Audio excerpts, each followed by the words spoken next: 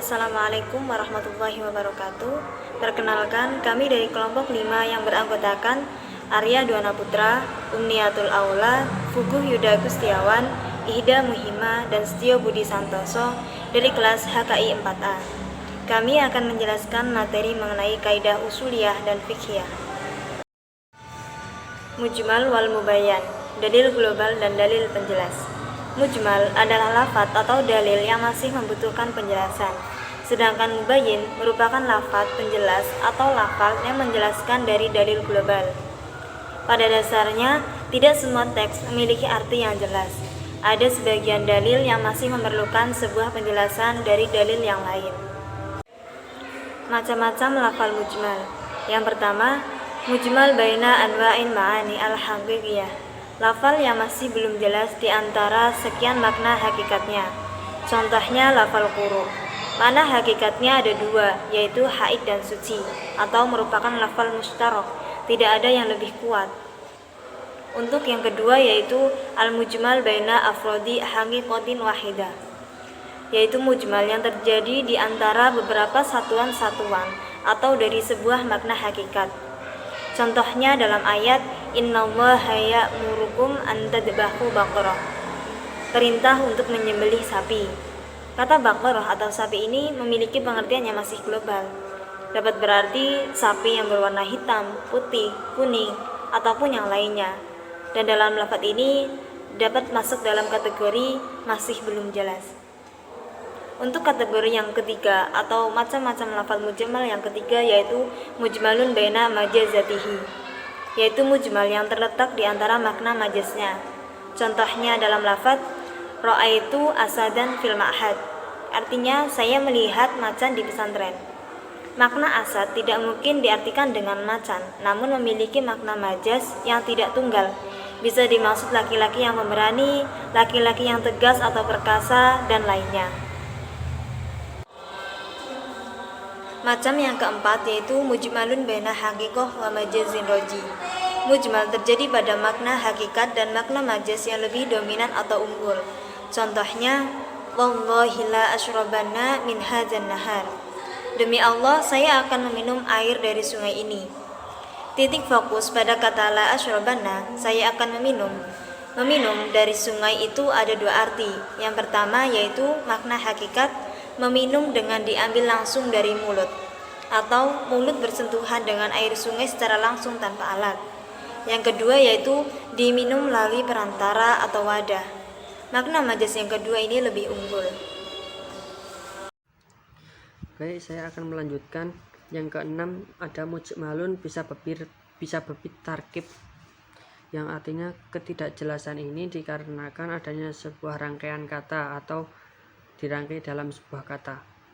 Contohnya, illa ayafuna au ya'fu alladhi biyadihi ukhdatun nikah, yang artinya kecuali mereka memaafkan atau memaafkan orang yang di tangannya ada tali pernikahan.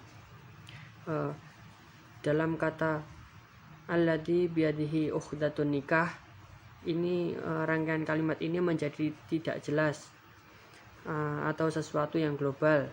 Ini ada dua kemungkinan, bisa saja diarahkan kepada suami, atau bisa saja diarahkan kepada walinya perempuan. Jadi inilah yang dinamakan mujmalun bisa bebit tarkib, atau karena sebuah rangkaian kata. Yang selanjutnya nomor 7, mujmalun bisa bebit marji'is sifat. Ketidakjelasan ini karena adanya sifat atau kembalinya sifat itu mengarah kemana. Contohnya Zaidun topibun mahirun. Yang menjadi tidak jelas di sini adalah kata mahirun. Mahirun ini kembalinya kemana? Apakah ke topib, mensifati kata topib? Jadi maksudnya adalah Zaid adalah dokter yang lihai, atau Zaid ini betul-betul dokter yang pandai dalam ilmu kedokteran. Bisa jadi mahir di sini mengarah kepada Zaid sendiri. Nah, jadi ini yang dinamakan mujmalun bisa bi marji'is sifat. Lalu yang ke-8 ada mujmalun bisababi marji'id dhamir. Kata yang menjadi tidak jelas karena kembalinya dhamir. Dhamir sendiri adalah kata ganti. Contohnya dalam hadis Nabi, layamna ahadukum jara'u ayadoa khosabatan fi jidarihi, yang artinya janganlah salah satu di antara kalian melarang tetangganya untuk meletakkan kayu dalam temboknya. Nah, ini yang dimaksud temboknya, itu temboknya siapa? Apakah yang dimaksud temboknya tetangganya atau temboknya yang bersangkutan itu sendiri? Ini kalau fijidarihi diarahkan kepada dhamir, kepada jar. Jadi maksudnya adalah Nabi melarang agar tetangga itu dibatasi kepemilikannya. Jadi kalau temboknya sendiri, tembok milik tetangganya itu sendiri, jadi tidak boleh. Ya, tetapi kalau fijidarihi diarahkan kembali kepada lafal ahad, maka maksudnya kita yang memiliki tetangga, kita disuruh oleh Nabi untuk menjaga hak-hak tetangga agar menjadi pribadi yang baik hati dan tidak melarang hal-hal yang sifatnya remeh. Jadi harus mempersilahkan tetangga kita untuk memanfaatkan daerah kepemilikan kita yang merupakan aktivitas yang wajar. Dalam konteks ini adalah kayu. Jadi tetangganya itu boleh meletakkan kayu di area rumah kita. Dalam mujmalun bisababi marji'id dhamir ini ada pesan moralnya, yaitu kalau fijidarihi dikembalikan kepada ahad, bukan kepada jar, itu maksudnya kita dilarang oleh Nabi untuk pelit, untuk kikir kepada tetangga dengan mencegah mereka untuk melakukan barang-barang remeh yang berada di tanah kita atau tembok kita. Nah, jadi artinya dhamir ini menjadi persoalan, dan ini adalah salah satu penyebab mujmal. Yang ke-9 ada mujmalun bisababi tisna'il majhul. Artinya ketidakjelasan dikarenakan adanya pengecualian yang tidak diketahui. Contohnya dalam potongan ayat dalam Al-Quran surat Al-Maidah ayat 1. Uhillat lakum bahimatul an'am illa ma yutla alaikum, yang artinya dihalalkan bagi kalian binatang-binatang kecuali yang dibacakan kepada kalian. Nah, ini menjadi perkara yang tidak jelas. Kata-kata yang dibacakan kepada kalian itu bentuknya apa? Bentuknya bagaimana? Ini merupakan sesuatu yang tidak jelas. Lalu yang ke-10 ada mujmal bisababi timalil harfi lima'alin, atau ketidakjelasan ini karena ada sebab kemungkinan huruf diarahkan pada beberapa makna. Contohnya dalam Quran surat Al-Imran ayat 7 yang berbunyi wa ma ya'lamu ta'wilahu illallah warasikhuna fil ilmi yaquluna amanabih. Ya, ayat-ayat ini berbicara tentang mutasyabihat, redaksi-redaksi yang tidak bisa dipahami atau tidak bisa dijangkau oleh manusia, seperti alif lam mim, yasin, hamim, dan yang mengetahui hanya Allah Subhanahu wa taala. Nah, kemungkinan pertama dalam potongan Quran surat Al-Imran ayat 7 ini, ayat mutasyabihat hanya bisa dimaknai oleh Allah Subhanahu wa taala. Tapi kemungkinan yang kedua itu ayat mutasyabihat ini bisa dimaknai oleh Allah Subhanahu wa taala dan orang-orang yang berilmu tinggi. Jadi ini yang merupakan mujmal bisababi timalil harfi lil ma'adin. Saya akan menjelaskan tentang materi mutlak dan muqayyad. Yang pertama adalah mutlak.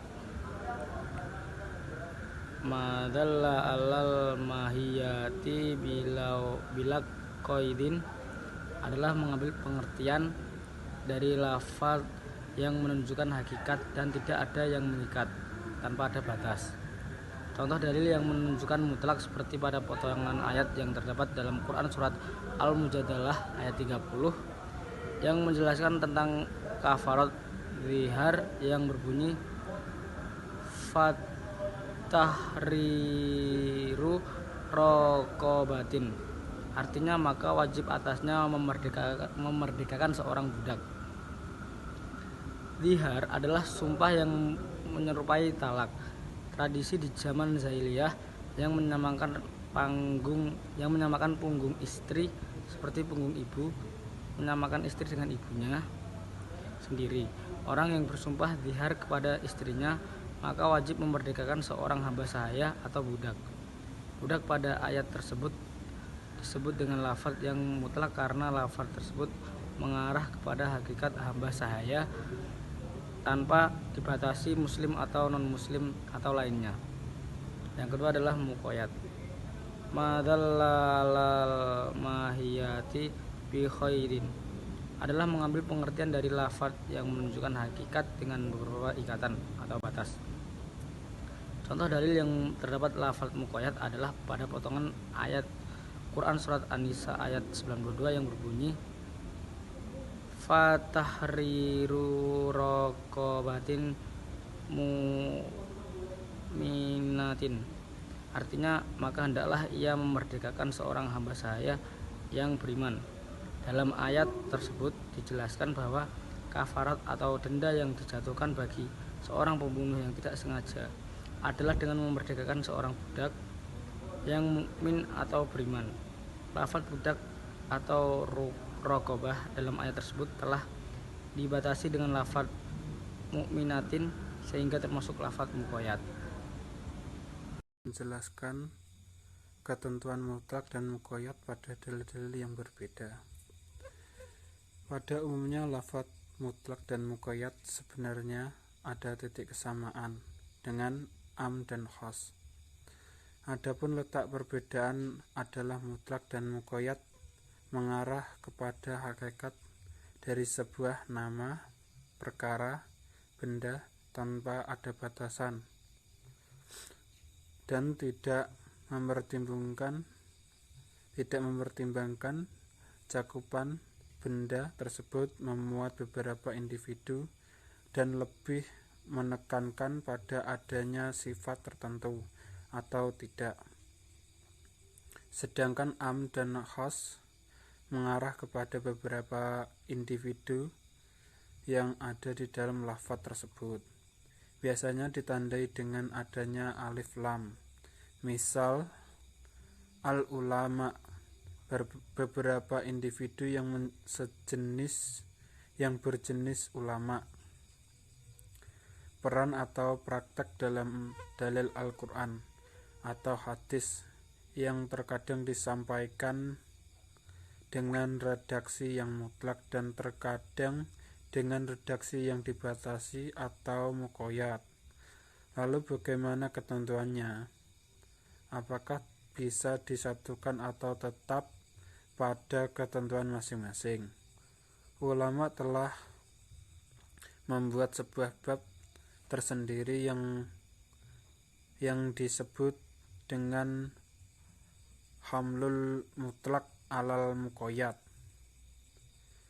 mengarahkan dalil yang mutlak pada dalil yang dibatasi. Secara umum dalil ketika datang secara mutlak maka akan tetap kemutlakannya, dan jika datang secara muqayyad maka akan tetap pula muqayyadnya.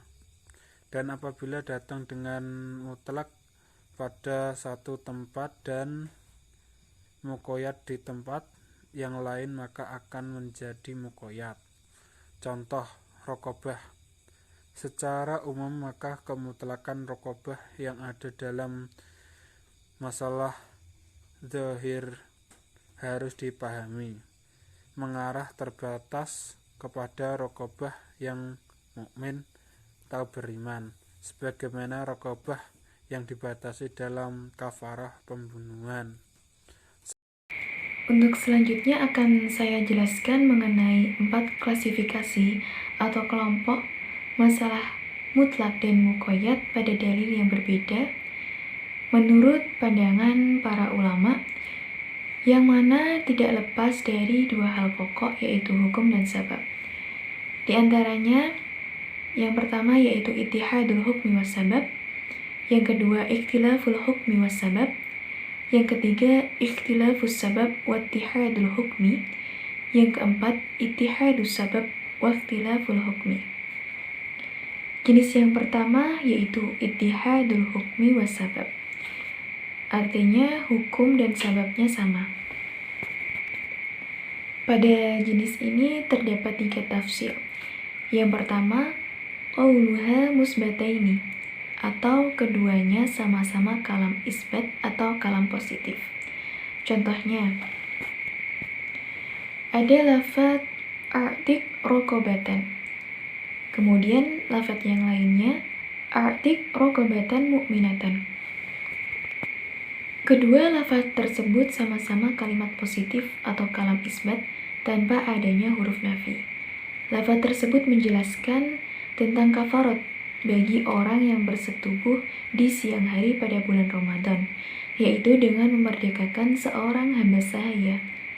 Itu pada redaksi lafaz yang mutlak atau pada lafaz yang pertama tadi.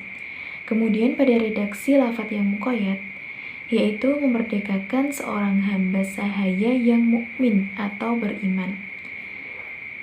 Dalil yang muqayyad tersebut dapat membatasi kemutlakan pada dalil yang mutlak. Kemudian tafsir yang kedua, min nafiyaini, atau keduanya merupakan kalam nafi. Kalam nafi di sini mencakup kalam nafi dan nafi. Contohnya, ada lafaz yang berbunyi la yuzi'idkul mukattab. Kemudian ada lafaz redaksi lain yang berbunyi la yuzi'idkul mukattab kafir. Pada dalil yang pertama menjelaskan bahwasanya tidak cukup memerdekakan budak. Kemudian pada dalil yang muqayyad dibatasi dengan lafaz kafir. Maka dalam persoalan ini, dalil yang mutlak harus diarahkan pemahamannya kepada dalil yang muqayyad.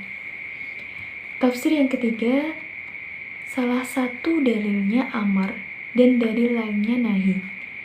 Contoh, hadis tentang kafarat bagi orang yang bersetubuh di siang hari pada bulan Ramadan yang berbunyi tadi a'tik rokobah. Lafaz rokobah pada dalil tersebut merupakan lafaz mutlak yang berisi perintah atau amar untuk memerdekakan seorang budak. Kemudian ada dalil yang berbunyi la tu'tik rokobatan kafiratan, yang memiliki arti janganlah memerdekakan budak yang kafir. Lafaz rokobah pada dalil tersebut dikoyitkan atau dibatasi dengan lafaz kafir, dan lafaz tersebut mengandung makna nahi atau larangan yang ditandai dengan adanya huruf la tadi ya. Maka pada kasus ini dalil yang mutlak harus dibatasi dengan dalil yang muqayyad, yaitu dengan lawan kata dari dalil muqayyad tersebut, sehingga dapat diambil kesimpulan bahwa wajib memerdekakan budak yang mukmin. Kemudian jenis yang kedua yaitu ikhtilaful hukmi was sabab, yang artinya hukum dan sababnya berbeda. Misalkan ada dalil tentang kafarat bagi orang yang melanggar sumpah, yaitu uqsu fakiron sauban dimaskiyan, yang artinya berilah pakaian bagi orang yang kafir, yang fakir, berupa pakaian Damaskus atau model Damaskus. Kemudian ada dalil tentang kafarat bagi orang yang bersetubuh di siang hari pada bulan Ramadan, yang artinya at'im fakiran ta'aman, berikanlah makan pada orang-orang fakir berupa makanan. Nah, dalil yang pertama tadi merupakan dalil muqayyad dengan menyebutkan jenis dari pakaian yang wajib diberikan. Sedangkan dalil yang kedua merupakan dalil mutlak karena tidak disebutkan secara spesifik mengenai makanan yang wajib diberikan kepada fakir itu.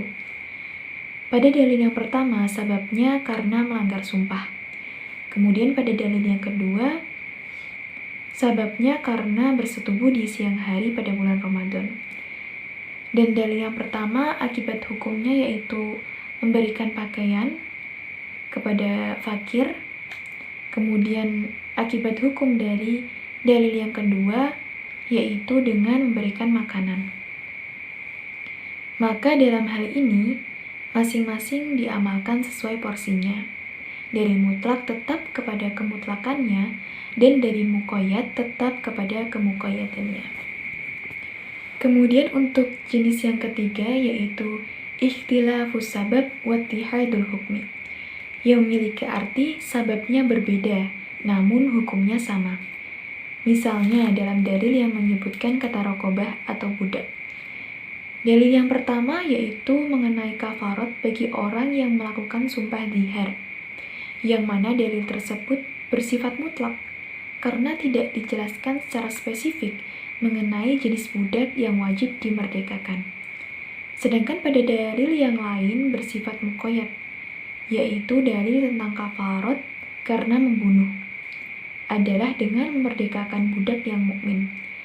Pada dasarnya kedua dalil tersebut memiliki kesamaan dalam hukum, yaitu sama-sama wajib memerdekakan seorang budak. Sedangkan sababnya berbeda. Nah, menurut pendapat yang sahih, dalil mutlak tersebut diarahkan kepada dalil yang muqayyad, maka pemahaman budak pada dalil kedua dibatasi dengan budak yang mukmin. Teori pemahaman tersebut menggunakan teori qiyas yang mengharuskan adanya ilat yang sama antara keduanya atau titik temu. Dan titik temu dari kedua dalil tersebut adalah sama-sama perbuatan yang diharamkan. Kemudian jenis yang terakhir yaitu ittihadus sabab wa ikhtilaful hukmi, yang mana sababnya sama namun hukumnya berbeda. Contoh pada dalil wudu dan tayamum. Dalam dalil tentang tayamum yang berbunyi famsahu biwujuhikum wa aydikum, yang artinya usaplah kedua tanganmu. Dalil tersebut termasuk dalil mutlak karena tidak disebutkan secara spesifik mengenai batasan tangan yang wajib diusap. Sedangkan pada dalil wudu berbunyi faghsilu aydikum ilal marafiq, yang artinya basuhlah kedua tanganmu sampai ke siku. Dalil ini termasuk dalil muqayyad di mana disebutkan batasan membasuh tangan yaitu sampai ke siku. Sabab dari kedua dalil tersebut adalah sama karena ada hadas kecil maupun besar. Sedangkan hukum dari dalil tayamum yaitu dengan diusap, kemudian pada dalil wudu dengan dibasuh. Menurut pendapat yang sahih, dalil yang mutlak diarahkan kepada dalil yang muqayyad. Maka kemutlakan pada tayamum harus dibatasi dengan pembatasan yang ada dalam dalil wudu, yaitu dengan membasuh sampai ke siku. Mungkin cukup sekian pemaparan materi dari kelompok kami. Apabila terdapat kekurangan, kami mohon maaf yang sebesar-besarnya. Terima kasih untuk perhatiannya. Wabillahi taufiq wal hidayah. Wassalamualaikum warahmatullahi wabarakatuh.